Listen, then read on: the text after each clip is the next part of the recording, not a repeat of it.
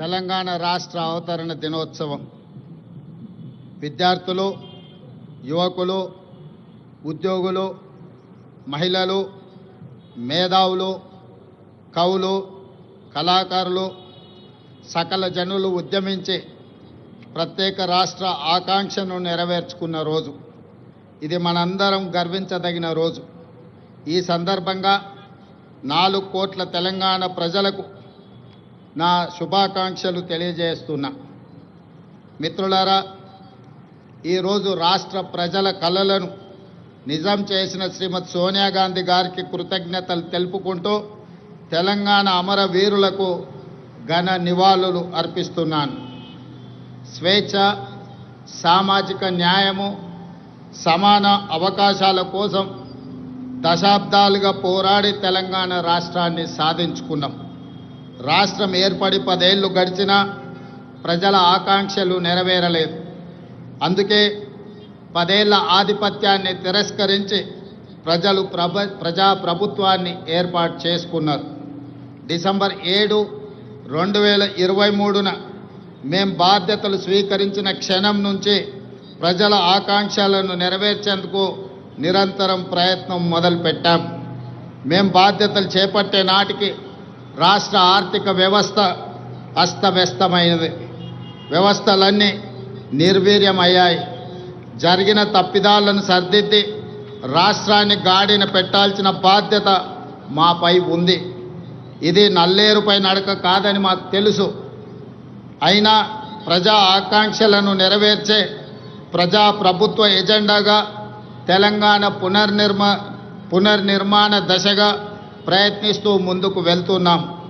మిత్రులారా, కట్టు బానిసత్వాన్ని, వెట్టి చాకిరిని తెలంగాణ సమాజం ఏమాత్రము సహించదు. అందుకే ప్రజాప్రభుత్వంలో ప్రజల ఆలోచనలే మా ఆచరణగా ముందుకు వెళ్తున్నాం. గత 10 ఏళ్ల నిర్వీర్యమైన వ్యవస్థలను ఒక్కొక్కటిగా చక్కదిద్దుతున్నాం. నిర్లక్ష్యానికి గురైన యూనివర్సిటీలకు వీసీలను నియమించాం. తెలంగాణ పబ్లిక్ సర్వీస్ కమిషన్ని ప్రక్షాళన చేసి పోటీ పరీక్షలను నిర్వహిస్తున్నాం. విద్యా కమిషన్, వ్యవసాయ కమిషన్ని ఏర్పాటు చేసుకున్నాం. సమాచార హక్కు కమిషనర్లను, లోకాయుక్త, హెచ్ఆర్సీ కమిషన్లను ఏర్పాటు చేసుకొని వ్యవస్థలను స్వతంత్రంగా పనిచేసేలా చర్యలు తీసుకున్నాం. తెలంగాణ సమాజానికి పునాదులు మహిళలే. ఈనాడు తెలంగాణ సమాజం రాణి రుద్రమ్మను, సమ్మక్క సార్లమ్మను, చాకలి ఐలమ్మను, మల్లు స్వరాజ్యాన్ని ఆదర్శంగా తీసుకొని ఈ మహిళల అభివృద్ధి కోసం తెలంగాణ ప్రజాప్రభుత్వం ప్రయత్నం చేస్తున్నది. అందుకే 1 కోటి మంది ఆడబిడ్డలను కోటీశ్వరులుగా చేయాలనే ఉక్కు సంకల్పంతో ప్రజాప్రభుత్వం ముందుకు వెళ్తున్నది. మహిళల ఆర్థిక స్వావలంబనకు ఇందిరా మహిళా శక్తి పాలసీని ఆవిష్కరించుకున్నాం. మహిళలను పారిశ్రామికవేత్తలుగా తీర్చిదిద్దే లక్ష్యంతో తొలి ఏడాదిలోనే 21,000 కోట్ల సున్నా వడ్డీ రుణాలను మహిళలకు పంపిణీ చేశాం. పాఠశాలల్లో మౌలిక వసతులను కల్పించేందుకు పనులను అమ్మ ఆదర్శ కమిటీలకు అప్పచెప్పాం. దేశంలో అదానీ అంబానీలతో పోటీ పడేలా మహిళా స్వయం సహాయక సంఘాలతో సోలార్ విద్యుత్ ఉత్పత్తి ప్లాంట్లను ఏర్పాటు చేయించాం. పెట్రోల్ బంకులు, పాఠశాల నిర్వహణ, యూనిఫామ్ల కుట్టు పనితో పాటు మహిళా శక్తి క్యాంటీన్లను నిర్వహించేలా మహిళలను ప్రోత్సహిస్తున్నాం. తాము తయారు చేసిన ఉత్పత్తులను విక్రయించేందుకు అంతర్జాతీయ మార్కెట్లో మహిళా సంఘాలు పోటీ పడేలా హైటెక్ సిటీ పక్కన శిల్పారామంలో 100 ఇందిరా మహిళా శక్తి స్టాళ్లను ఏర్పాటు చేసి వాళ్ళు ఉత్పత్తి చేసిన వస్తువులను ప్రపంచ దేశాలకు పరిచయం చేసే విధంగా ఈనాడు వేదికను పరిచయం చేశాం. ఇందిరా మహిళా శక్తి సంఘాలకు ఆర్టీసీ బస్సుల్లో మహిళలకు ఉచిత బస్సు ప్రయాణం సౌకర్యం కల్పించడమే కాదు, ఆ బస్సులకు వారిని యజమానులను చేశాం. ఈనాడు ఆర్టీసీ ప్రైవేటులో ఏదైతే వ్యాపార సంస్థల నుంచి ఒప్పందాలు చేసుకొని బస్సుల నిర్వహణని ఏర్పాటు చేస్తున్నారో ఆ బస్సులను మహిళా సంఘాలతో కొనుగోలు చేయించి ఇప్పటికే 150 బస్సులను ఇవ్వడం జరిగింది. తొందరలోనే 450 బస్సులను మహిళలకు అందించడం ద్వారా ఆర్టీసీలో మహిళలు ఉచితంగా బస్సు ప్రయాణం చేయడమే కాదు, ఆర్టీసీ సంస్థకు 600 బస్సులను ఈరోజు ఎంగేజ్ చేసి వాళ్ళు ఆర్థికంగా ఎదగడానికి రాష్ట్ర ప్రభుత్వం మహిళా సంఘాలకు చేయూతనందిస్తూ ముందుకు వెళ్ళడం జరుగుతుంది. అదేవిధంగా మహాలక్ష్మి పథకం ద్వారా 500 రూపాయలకే గ్యాస్ సిలిండర్ ఇవ్వడమే కాదు, 200 యూనిట్లు ఉచిత విద్యుత్తు ఈనాడు ఆడబిడ్డలకే మనం ఇవ్వడం జరుగుతుంది. అదేవిధంగా ఈరోజు తెలంగాణ రాష్ట్రంలో ఇందిరమ్మ ఇండ్లు కేటాయిస్తున్నాం. ఈ ఇందిరమ్మ ఇండ్లు కూడా ఇంటి ఆడబిడ్డ అయిన మహాలక్ష్మి ఆడబిడ్డలకే ఈరోజు ఇందిరమ్మ ఇండ్లు కేటాయించడం జరుగుతుంది. అదేవిధంగా రాష్ట్రంలో స్వయం సహాయక సంఘాల మహిళా సభ్యులకు క్యూఆర్ కోడ్తో కూడిన ప్రత్యేక కార్డులు అందజేయాలని నిర్ణయించాం. వారికి ప్రతి సంవత్సరం ఉచిత వైద్య పరీక్షలు నిర్వహించి హెల్త్ ప్రొఫైల్ వివరాలతో పాటు పూర్తి వివరాలను ఆ కార్డులో పొందుపరుస్తాం. రాష్ట్రంలో మహిళా లక్ష్మిగా మారి సగర్వంగా నిలబడాలనేది మా ప్రజా ప్రభుత్వం యొక్క లక్ష్యం. ఇదే కాదు, ఈనాడు మహిళా సంఘాల సభ్యులు 67 లక్షల మంది మన రాష్ట్రంలో ఉన్నారు. వాళ్ళందరికీ కూడా ప్రతి సంవత్సరం 2 జతల చీరలను ఆడబిడ్డ కానుకగా ఈరోజు తెలంగాణ రాష్ట్ర ప్రభుత్వం ఇవ్వడం ద్వారా వాళ్ళ ఆత్మగౌరవాన్ని నిలబెట్టి ఈ మహిళలతో మాకు కుటుంబ అనుబంధం ఉంది అని చెప్పి ఈనాడు తెలంగాణ ప్రజాప్రభుత్వము ఒక ఔదార్యాన్ని ప్రదర్శించి ఆడబిడ్డలను ఆదుకునే ప్రయత్నం చేస్తున్నాం. అదేవిధంగా మిత్రులారా, రాష్ట్రానికి రైతే వెన్నెముక. అందుకే రైతు సంక్షేమమే ధ్యేయంగా ప్రజాప్రభుత్వం పనిచేస్తుంది. ఇచ్చిన మాట ప్రకారం ఏకకాలంలో 2 లక్షల రైతు రుణమాఫీ చేసి రైతులను రుణ విముక్తులను చేశాం. కేవలం మొదటి సంవత్సరం లోపలనే 25,35,964 మంది రైతు కుటుంబాలకు 20,617 కోట్ల రూపాయల రైతు రుణమాఫీ చేసి రుణ విముక్తులను చేయడం ద్వారా రైతులు ఆత్మగౌరవంతో బ్రతికే విధంగా ఈనాడు ప్రజాప్రభుత్వం చర్యలు చేపట్టింది. అదేవిధంగా ఈనాడు రైతులకు ఉచిత కరెంటు కోసం ప్రతి సంవత్సరం 15,333 కోట్లతో ఉచిత విద్యుత్తును అందిస్తున్నాం. రైతు భరోసా పథకం కింద రైతులకు పెట్టుబడి సాయాన్ని ఎకరాకు 12,000 ప్రతి సంవత్సరానికి పెంచడం జరిగింది. ఇవాళ రైతులకే కాదు, రైతు కూలీలకు, ఉపాధి హామీ కూలీలకు ఇందిరమ్మ ఆత్మీయ భరోసా పథకం ద్వారా భూమి లేని వ్యవసాయ కూలీ కుటుంబాలకు ఏడాదికి 12,000 రూపాయలు ఉచితంగా అందించే పథకాన్ని ప్రవేశపెట్టినమని చెప్పడానికి నేను ఆనందిస్తున్నాను. అదేవిధంగా వరి ధాన్యానికి మద్దతు ధరతో పాటు సన్న వడ్లకు 500 రూపాయల బోనస్ ఈరోజు చెల్లిస్తున్నాం. దీనివల్ల రైతులకు అదనపు ఆదాయం లభించడమే కాకుండా రాష్ట్రంలో సన్న ధాన్యం దిగుబడి భారీగా పెరిగింది. దీంతో 2,72,75 లక్షల మెట్రిక్ టన్నుల వరి ఉత్పత్తి తెలంగాణ రాష్ట్రం సాధించి దేశంలోనే ప్రథమ స్థానంలో ఈరోజు తెలంగాణ రాష్ట్రము నిలబడ్డది.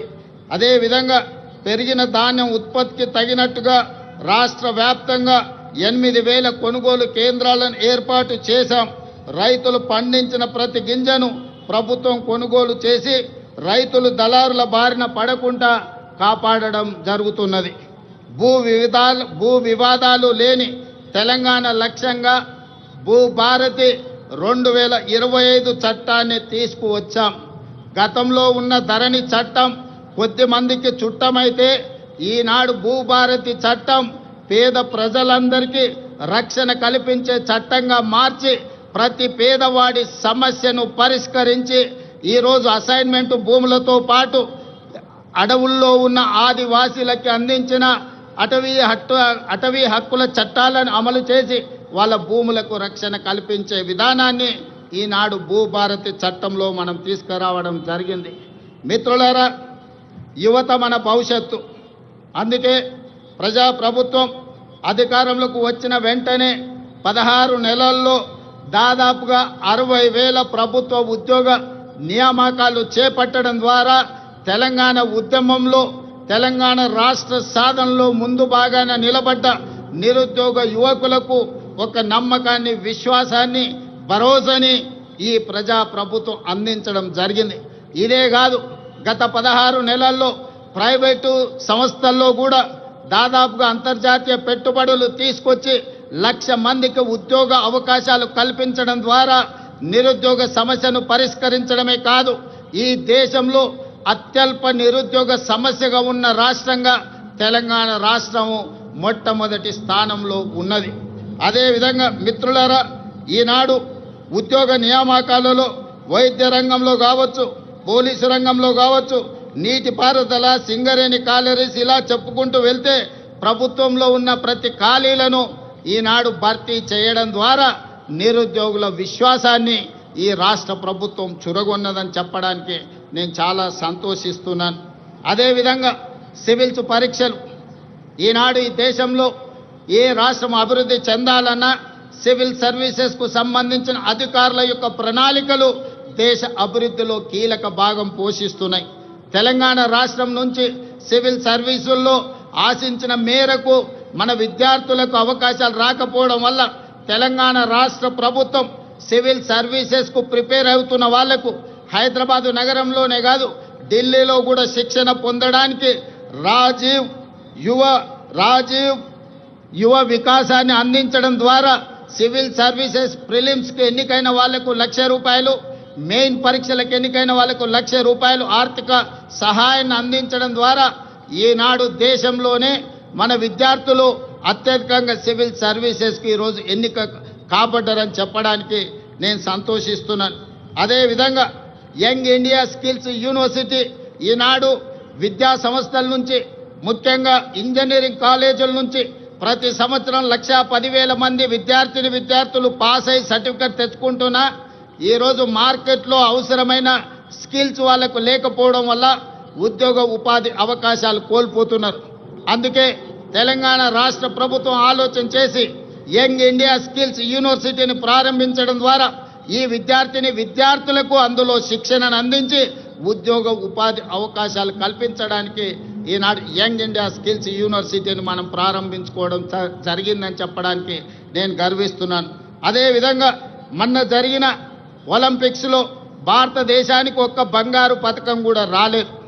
140 కోట్ల జనాభా ఉన్న ప్రపంచంలోనే అత్యధిక జనాభా ఉన్న దేశంగా గుర్తింపు పొందిన భారతదేశం ఒలింపిక్స్లో బంగారు పథకాన్ని సాధించకపోవడం మనకు నిజంగా ఆలోచన చేయవలసిన సందర్భం. అందుకే ఈనాడు యువకుల్లో క్రీడాకారులను వెలికి తీయాలి, మట్టిలో మాణిక్యాలను ఈ దేశానికి పరిచయం చేయాలన్న ఆలోచనతోని యంగ్ ఇండియా స్పోర్ట్స్ యూనివర్సిటీని, అదేవిధంగా స్పోర్ట్స్ అకాడమీని ప్రారంభించుకొని రాబోయే 2028 సంవత్సరంలో జరగబోయే ఒలింపిక్స్లో బంగారు పథకాన్ని దేశానికి తెలంగాణ రాష్ట్రం తరఫునే సాధించాలన్న లక్ష్యంతో ఈనాడు యంగ్ ఇండియా స్పోర్ట్స్ యూనివర్సిటీని, అదేవిధంగా అకాడమీని మనం ప్రారంభించుకున్నామని తెలియజేయడానికి నేను సంతోషిస్తున్నాను. అదేవిధంగా యంగ్ ఇండియా ఈరోజు ఇంటిగ్రేటెడ్ రెసిడెన్షియల్ స్కూల్స్, గతంలో ప్రభుత్వాలు SC, ST, BC, minority, EWS కోటాలో ఉండే విద్యార్థులకు వివిధ ప్రాంతాలలో రెసిడెన్షియల్ స్కూళ్ళు నడిపేవాళ్ళు. దాంతో వాళ్ళలో ఒక ఆత్మ న్యూనతా భావము ఏర్పడడానికి అవకాశం ఉంది. అందుకే ఈనాడు తెలంగాణ రాష్ట్ర ప్రభుత్వం ఆలోచన చేసి SC, ST, BC, minority, EWS విద్యార్థులు అందరినీ కూడా ఒకే దగ్గర కలిసిమెలిసి ఒక కుటుంబంలా చదువుకునే విధంగా ఈనాడు యంగ్ ఇండియా ఇంటిగ్రేటెడ్ రెసిడెన్షియల్ స్కూల్స్ని మనం ప్రారంభించుకున్నాం. ప్రతి నియోజకవర్గానికి ఒక యంగ్ ఇండియా ఇంటిగ్రేటెడ్ రెసిడెన్షియల్ స్కూల్ని 25 ఎకరాలలో దాదాపుగా 200 కోట్ల రూపాయలతో నిర్మించాలని 20,000 కోట్ల రూపాయలను ఈనాడు విద్య మీద, వాటికి అవసరమైన మౌలిక వసతులను ఏర్పాటు చేయడానికి ఖర్చు పెట్టాలని ఈ ప్రభుత్వం ముందుకొచ్చి ఈరోజు ఈ కార్యక్రమాలను చేపట్టింది. ఈనాడు విద్య మీద పెట్టే పెట్టుబడిని మేము ఖర్చుగా భావించడం లేదు. భవిష్యత్ తరాల పెట్టుబడి, ఈ దేశ నిర్మాణం తరగతి గదుల్లోనే ఉన్నది. అందుకే విద్య మీద ఖర్చుగా భావించడం లేదు. మేము ఇది ఒక భవిష్యత్ పెట్టుబడిగా భావిస్తున్నాం. అందుకే ఈనాడు దేశం గర్వించే విధంగా యంగ్ ఇండియా ఇంటిగ్రేటెడ్ రెసిడెన్షియల్ స్కూళ్ళని ఈరోజు మనం ప్రారంభించుకున్నాం. దేశానికే ఆదర్శం. దీనికి ప్రధాన కారణం ఆనాడు పివి నరసింహారావు గారు సర్వేల్ రెసిడెన్షియల్ స్కూల్ మన నల్గొండ జిల్లాలో ప్రారంభిస్తే ఈనాడు దేశానికి ఎంతో మంది ఐఏఎస్ ఐపీఎస్లను అందించారు. మన తెలంగాణ రాష్ట్ర చీఫ్ సెక్రటరీ గారు ఆనాటి పివి నరసింహారావు గారు ప్రారంభించిన సర్వేల్ రెసిడెన్షియల్ స్కూల్ నుంచే అక్కడి విద్యార్థి. ఈనాడు Telangana public service commission chairperson కూడా ఆ సర్వేల్ స్కూల్ నుంచి వచ్చిన ఒక ఐఏఎస్ ఆఫీసర్. అందుకే ఈనాడు మన దేశ భవిష్యత్తు తరగతి గదుల్లో ఉందని ఏదైతే భావిస్తున్నామో అందుకే ఈరోజు అద్భుతమైన మౌలిక వసతులతోని ఇంటిగ్రేటెడ్ రెసిడెన్షియల్ స్కూల్స్ని ఈరోజు ప్రారంభించుకోవడం ద్వారా ఈ దేశానికి అవసరమైన డాక్టర్లను, లాయర్లను, ఇంజనీర్లను, ఐఏఎస్లను, ఐపీఎస్లను, ఇతర ఉన్నతాధికారులను ఈరోజు మనం ఈ దేశానికి అందించడానికి ఒక బృహత్తర కార్యక్రమాన్ని తీసుకున్నాం. ఇది ఖచ్చితంగా భవిష్యత్తులో మంచి సత్ఫలితాలను ఇస్తుంది అని చెప్పి ఈరోజు నేను భావిస్తున్నాను. అదేవిధంగా ప్రజాప్రభుత్వం అధికారంలోకి రాగానే విద్యా వైద్య రంగాలను ప్రక్షాళనకు విప్లవాత్మక చర్యలు తీసుకున్నాం. అదేవిధంగా మిత్రులారా, ఈరోజు రెసిడెన్షియల్ స్కూళ్లలో చదువుకుంటున్న విద్యార్థులకు దాదాపుగా 10 సంవత్సరాల నుంచి డైట్ ఛార్జెస్ పెంచలేదు, 16 సంవత్సరాలు కాస్మెటిక్ ఛార్జెస్ పెంచలేదు. అందుకే ప్రజాప్రభుత్వం రెసిడెన్షియల్ స్కూల్లో చదువుకుంటున్న పిల్లలకు 40% డైట్ ఛార్జెస్ పెంచడమే కాదు 200% కాస్మెటిక్ ఛార్జెస్ పెంచడం ద్వారా గ్రామీణ ప్రాంతాల నుంచి వచ్చిన తండాలలో, గూడాలలో, మారుమూల పల్లెల్లో పేద కుటుంబాల నుంచి విద్యార్థులు రెసిడెన్షియల్ స్కూల్లో చదువుకుంటున్న వాళ్లకు తల్లిదండ్రుల మీద ఆధారపడకుండా ఈనాడు 200% కాస్మెటిక్ ఛార్జెస్ పెంచడం ద్వారా ప్రతి నెల వాళ్ళకు విధిగా అందించే విధంగా ఈనాడు ప్రభుత్వం చర్యలు చేపట్టి ఆ విద్యార్థులు ఆత్మగౌరవంతో చదువుకునే విధంగా ఈరోజు ప్రభుత్వం చర్యలు చేపట్టిందని చెప్పడానికి నేను ఆనందిస్తున్నాను మిత్రులారా. అదేవిధంగా రాష్ట్రంలోని ఆసుపత్రుల్లో మౌలిక సదుపాయాల అభివృద్ధి చర్యలు తీసుకుంటున్నాం. 100 ఏళ్లకు చరిత్ర కలిగిన ఉస్మానియా ఆసుపత్రికి పూర్వ వైభవం వచ్చే ప్రయత్నం చేస్తున్నాం.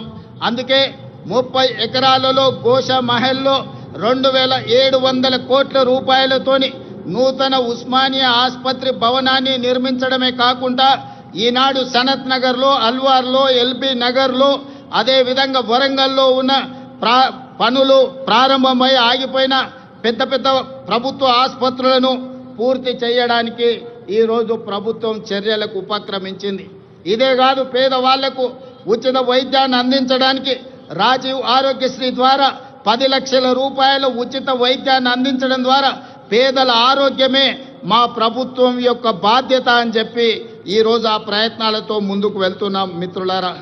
అదేవిధంగా మిత్రులారా, రిజర్వేషన్లకు సంబంధించి బలహీన వర్గాల వారికి అండగా నిలవాలన్నదే మా ప్రజా ప్రభుత్వం యొక్క ఆలోచన. అందుకే ఈరోజు 1931లో దాదాపుగా 100 సంవత్సరాల క్రితం కులగణన జరిగింది దేశంలో జనగణనతో పాటు. మళ్ళీ 2024-25లో ప్రజా ప్రభుత్వం 100 సంవత్సరాల తర్వాత ఈ దేశంలోనే మొట్టమొదటి రాష్ట్రంగా జనగణనతో పాటు కులగణన లెక్కలు తీసి ఈనాడు 100 సంవత్సరాల సుదీర్ఘమైన సమస్యకు ఈరోజు శాశ్వత పరిష్కారం చూపించింది. ఈరోజు ఈ లెక్కలు తీయడం ద్వారా వాస్తవంగా ఉన్న 56.36% ఉన్న బలహీన వర్గాల లెక్కలు తీసి వాళ్లకు 42% రిజర్వేషన్లు, విద్య, ఉద్యోగ, రాజకీయ అవకాశాలు కల్పించాలని ఈనాడు తెలంగాణ ప్రభుత్వం ఈ చర్యలతో ముందుకు వెళుతుంది. ఈరోజు తెలంగాణ రాష్ట్ర ప్రభుత్వం తీసుకున్న ఈ విప్లవాత్మకమైన నిర్ణయం వల్ల కేంద్ర ప్రభుత్వం కూడా రాబోయే జనగణనలో కులగణన చేపట్టాలని నిర్ణయం తీసుకున్నది. తెలంగాణ రాష్ట్రం దేశానికి ఆదర్శంగా నిలబడి కులగణన చేసిందని చెప్పడానికి నేను చాలా సంతోషిస్తున్నాను. అదేవిధంగా మీకందరికీ తెలుసు, ఎస్సీ కులాల ఉపకులాల వర్గీకరణ దాదాపుగా 40 సంవత్సరాల నుంచి ఎన్నో పోరాటాలు చేసి ఎంతోమంది అమరులై సుప్రీంకోర్టు జడ్జిమెంట్ తీసుకొస్తే ఎస్సీ కులాల వర్గీకరణ మొట్టమొదటి రాష్ట్రం తెలంగాణలోనే మా ఎస్సీలకు ఉన్న 15% రిజర్వేషన్ని గ్రూప్ 1కు 1%, గ్రూప్ 2కి 5%, గ్రూప్ 3కి 9% ఇవ్వడం ద్వారా ఎస్సీ కులాల వర్గీకరణ చేసి దేశంలోనే మొదటి రాష్ట్రంగా వర్గీకరణ చేసిన రాష్ట్రంగా మనం ముందు బాగాన నిలబడ్డాం. అంటే ఈనాడు తెలంగాణ ప్రజా ప్రభుత్వం బలహీన వర్గాలకు ఎస్సీలకు సంబంధించిన ఎంతో దీర్ఘకాలికంగా సమస్యలుగా ఉన్న వాటిని శాశ్వత పరిష్కారం చూపించడం ద్వారా ఇతర రాష్ట్రాలకు దేశానికి ఆదర్శంగా నిలబడ్డామని చెప్పడానికి నేను గర్వపడుతున్నాను. మిత్రులారా, అదేవిధంగా సంక్షేమ పథకాలను పటిష్టంగా అమలు చేసి పేదలకు ప్రజా ప్రభుత్వం అండగా నిలుస్తుంది. ఇల్లు లేని నిరుపేదల కోసం ఇందిరమ్మ ఇండ్ల పథకం ద్వారా ఇంటి నిర్మాణానికి 5 లక్షల ఆర్థిక సహాయం అందిస్తున్నాం.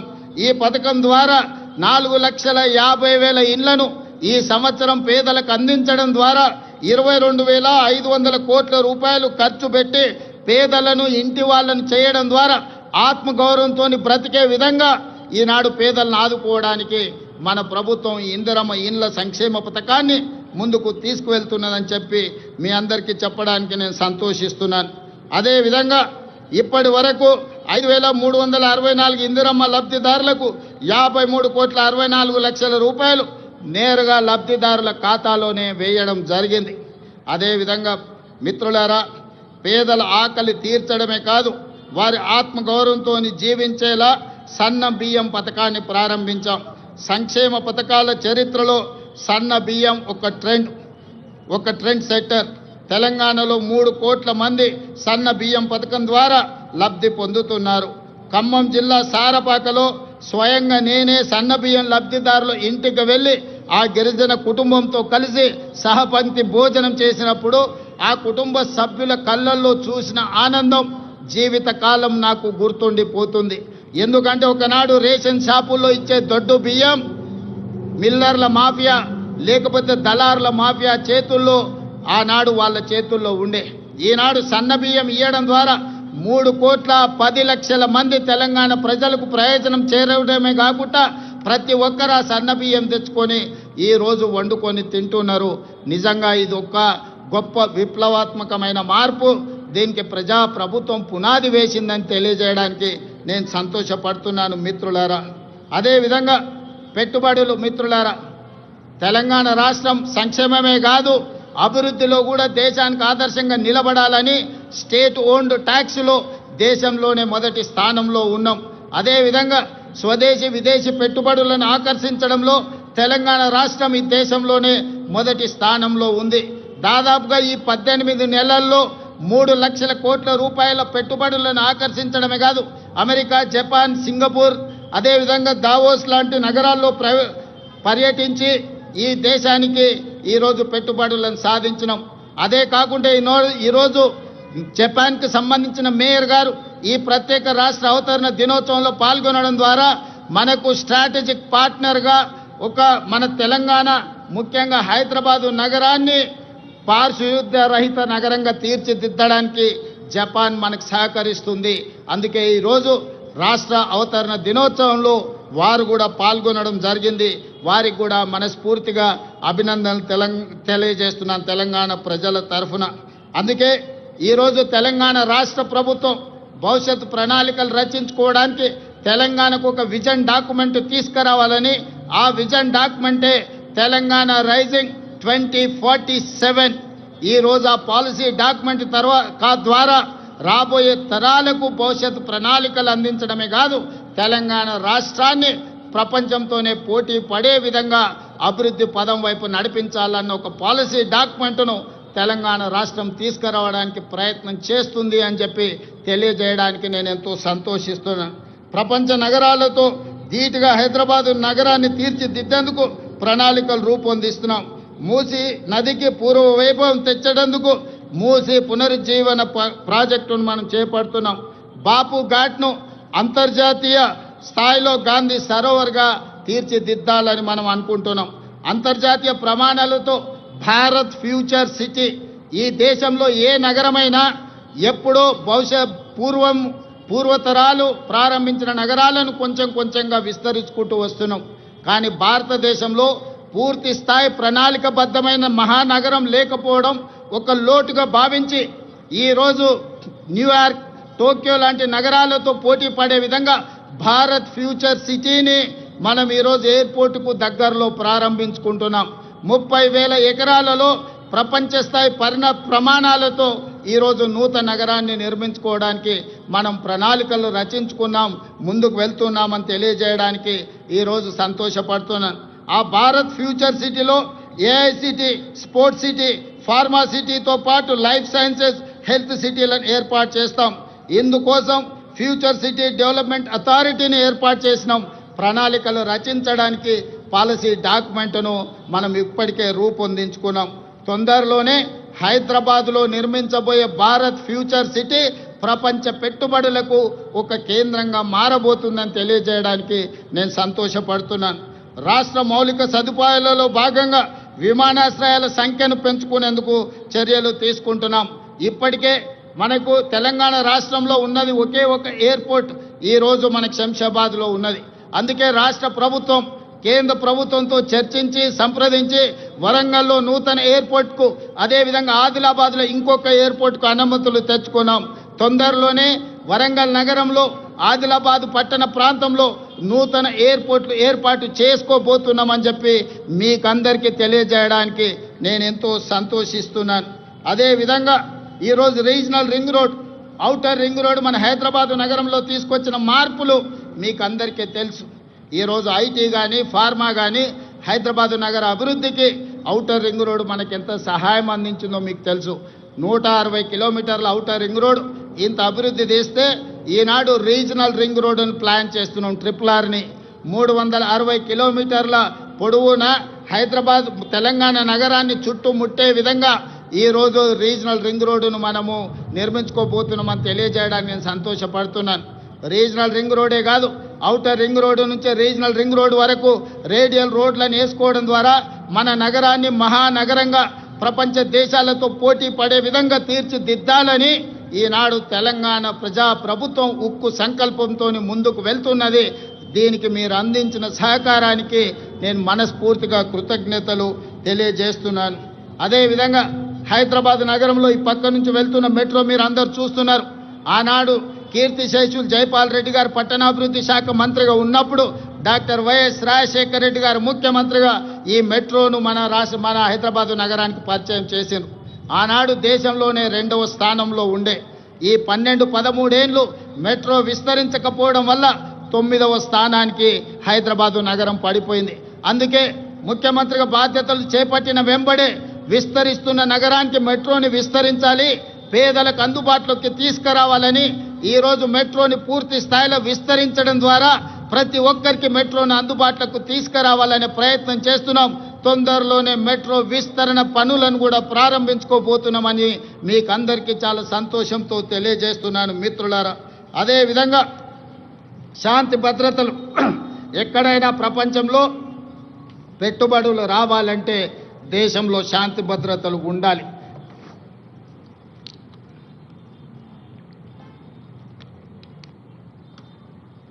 శాంతి భద్రతలు లేని దేశానికి పెట్టుబడులు రావు.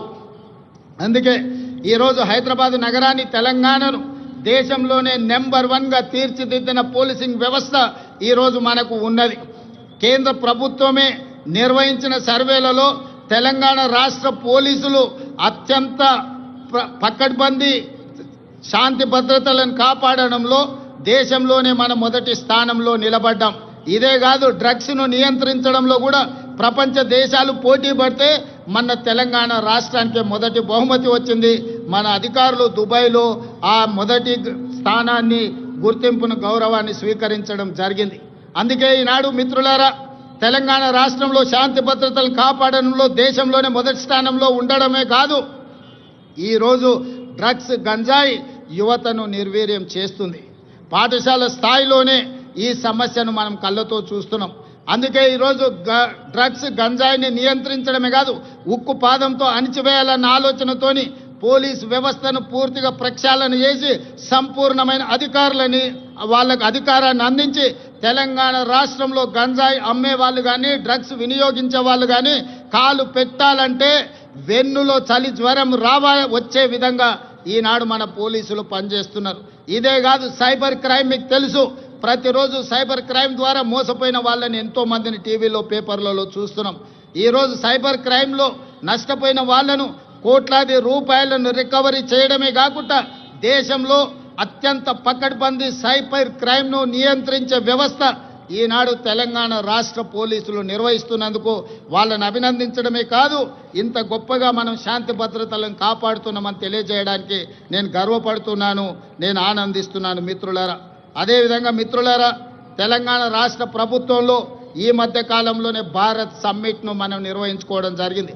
భారత్ సమ్మిట్ ద్వారా దాదాపుగా 100 దేశాలకు సంబంధించిన ప్రతినిధులు హైదరాబాదు నగరానికి వచ్చి తెలంగాణ రాష్ట్రంలో పెట్టుబడులకు అనువైన అంశాలను, పరిపాలనలో సరళీకృతమైన విధానాలను, అదేవిధంగా ఇక్కడ ఉన్న శాంతి భద్రతలను, ప్రభుత్వం ఇస్తున్న అనుమతులతో పాటు ఇక్కడ ప్రజల యొక్క హక్కులను కాపాడడానికి ప్రజాస్వామిక వ్యవస్థలను బలోపేతం చేసి ప్రపంచానికే ఆదర్శంగా నిలబడి డాక్టర్ బాబాసాహెబ్ అంబేద్కర్ గారు అందించిన రాజ్యాంగాన్ని తూచా తప్పకుండా అమలు చేస్తున్న తెలంగాణ ప్రభుత్వం గురించి భారత్ సమ్మిట్లో 100 పైగా దేశాలు పాల్గొని 3 రోజులు తెలంగాణ రాష్ట్ర ప్రభుత్వం తీసుకుంటున్న చర్యలను నిశితంగా గమనించి వాళ్ళు అభినందించడమే కాదు, 100 దేశాలలో ఈరోజు తెలంగాణ రాష్ట్రం గురించి, హైదరాబాదు నగరం గురించి వాళ్ళు ప్రచారం కల్పిస్తున్నారని చెప్పడానికి నేను సంతోషపడుతున్నాను.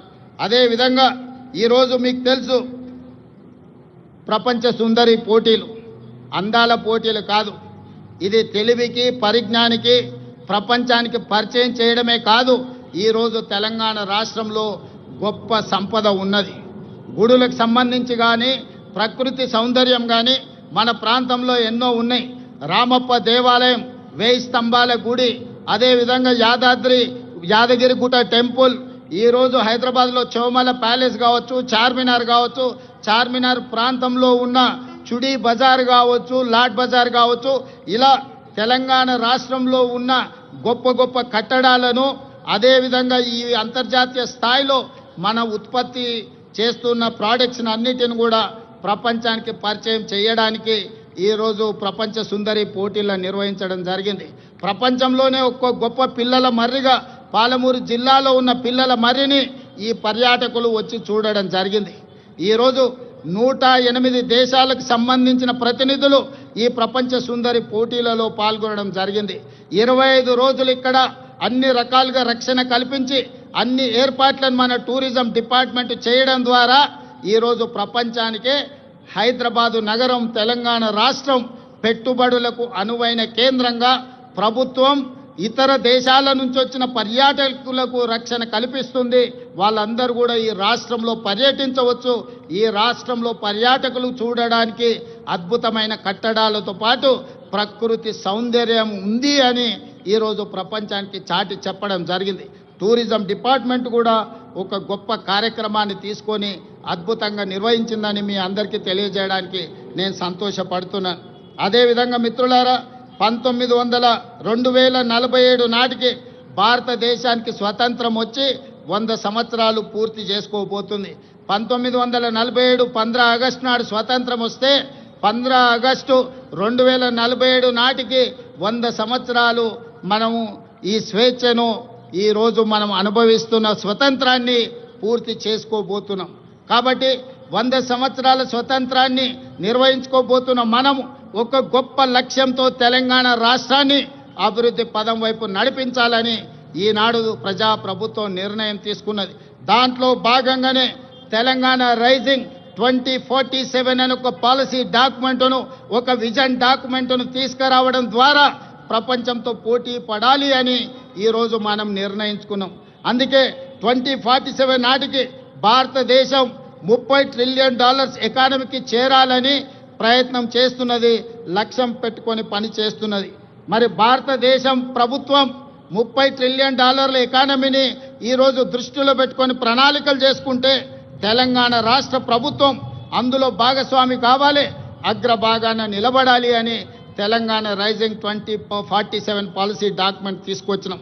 అందుకే ఈరోజు పరిశ్రమల కోసం, వ్యాపార సంస్థల కోసం, విద్యా ఉపాధి అవకాశాల కోసం అన్ని రకాలను మనం ఈరోజు అన్ని రకాల పాలసీలను తెచ్చుకోవడమే కాకుండా energy policy, tourism policy, industrial policy, investment policy, అదేవిధంగా హెల్త్ పాలసీ, ఇట్లాంటి పాలసీలన్నీ కూడా తెలంగాణ రాష్ట్ర ప్రభుత్వం ఈ మధ్యలోనే ప్రజలకు పరిచయం చేయడం జరిగింది. ఈ పాలసీలన్నిటిని కలిపితే తెలంగాణ రైజింగ్ 2047 తద్వారా తెలంగాణ రాష్ట్రాన్ని ప్రపంచంతో పోటీ పడే విధంగా తీర్చిదిద్దాలన్నదే మా ఆలోచన.